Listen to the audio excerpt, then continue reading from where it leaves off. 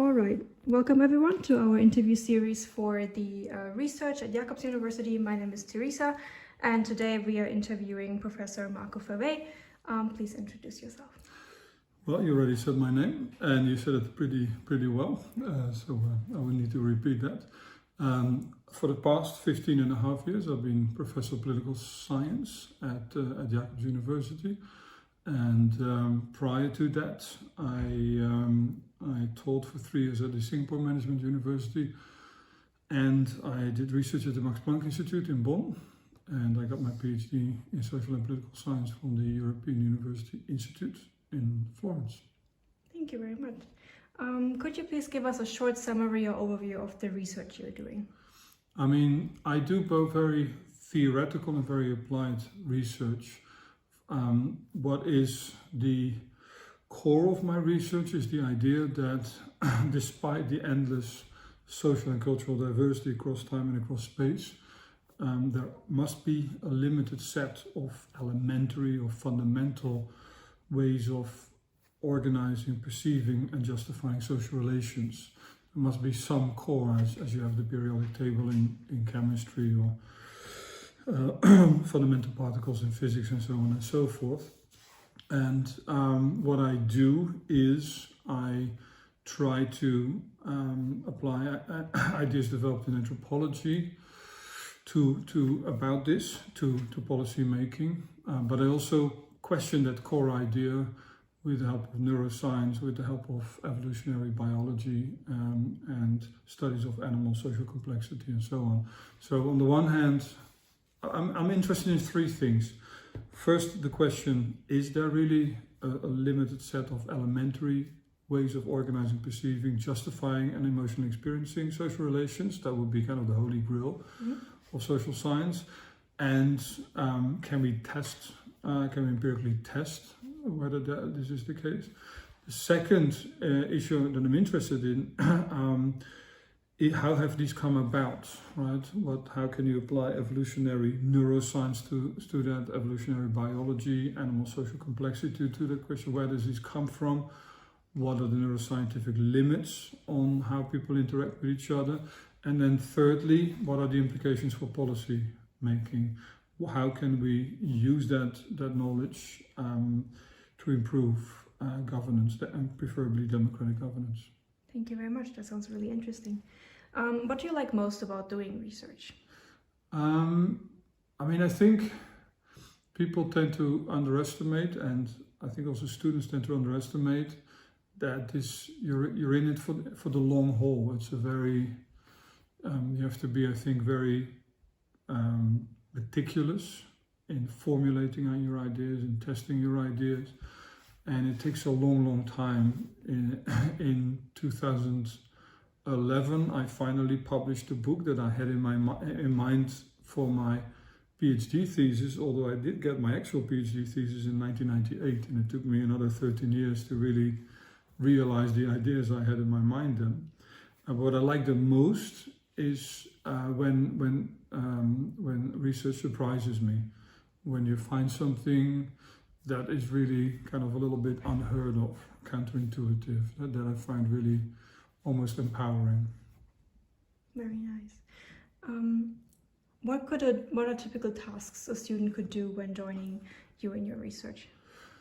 For me, I mean, of course, at Jacobs we function differently from public universities. We don't have a chair where you then have a whole cascade of assistant professors, postdoc, PhD students and so on and so forth. So we work more alone, which is more the UK and the US model of working, at least in the social sciences. But for me it is important, one, that students understand my ideas and that they understand it very thoroughly. So I teach a course, unfortunately, in the 3rd year, but you can also take it in the 2nd year in the spring, called Democratic Governance, in which I set out a lot of my ideas. So it will be, for me, it's very important that people take that course and have a good grade in that course and really understand what I'm trying to do in my research. Maybe I've looked at some other articles in my research. So that's very important.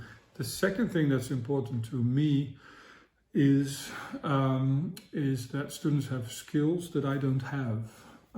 For instance, I'm really very transdisciplinary. So I've worked with a lot of students and also alumni.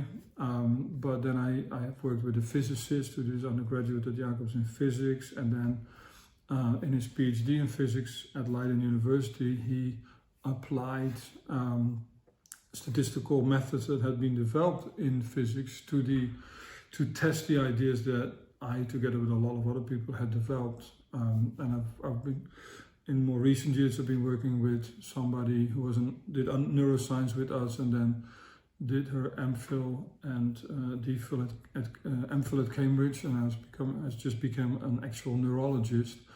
And so she has neuroscientific knowledge that I would like to work with. And I've also been working with a student who did her undergraduate in what was still integrated social sciences then.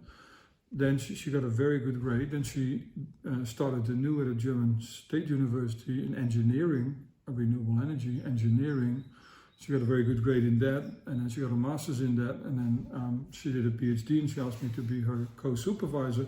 So we've been kind of trying to spell out some of the ideas I work with. I haven't developed, but I work with a whole lot of other people to the field of engineering. So for me, it's often, I can do kind of public policy work, although I've also worked with people that, but it's really helpful to me if students have skills, statistical skills, maybe data science skills, maybe modeling skills, agent-based modeling, for instance, that I don't have.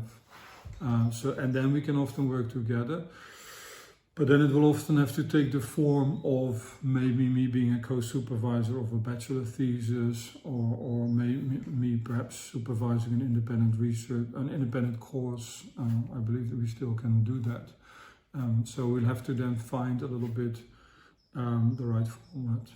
Okay, so it really depends on the background of the student and what they're doing. But there has to really be, they have to understand my ideas, otherwise. In a very deep sense, otherwise I can't. Yeah. Okay. Thank you. And lastly, how would you prefer to be contacted about research and how to just send me an email. Okay.